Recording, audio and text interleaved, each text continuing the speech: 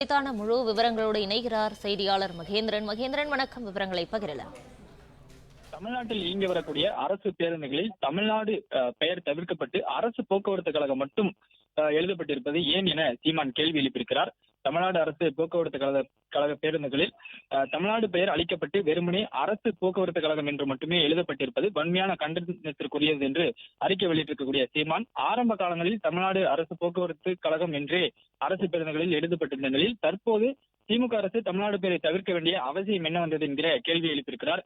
மேலும் தமிழ்நாடு அரசு போக்குவரத்து கழகம் என்று முழுமையாக எழுதுவதில் அரசுக்கு என்ன தயக்கம், அல்லது அரசுக்கு தெரியாமல் வண்ணப்பூச்சி ஒப்பந்ததாரர் ஊழல் செய்து விட்டாரா, அல்லது போக்குவரத்து துறைக்கு தமிழ்நாடு எழுதினால் கோடிக்கணக்கில் இழப்பு ஏற்பட்டு விடுமா என்கிற கேள்விகளை எழுப்பியிருக்கிறார்.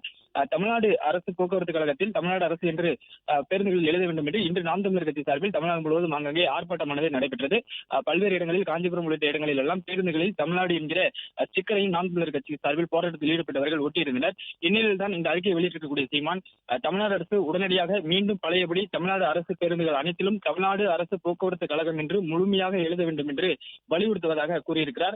இல்லை என்றால் தமிழ்நாடு என்கிற பெயர் காக்க நாம் தமிழர் கட்சி தமிழ்நாடு முழுவதும் மீண்டும் மாபெரும் போராட்டத்தை முன்னெடுக்கும் என்றும் எச்சரிப்பதாகவும் சீமான் அறிக்கையில் குறிப்பிட்டிருக்கிறார்.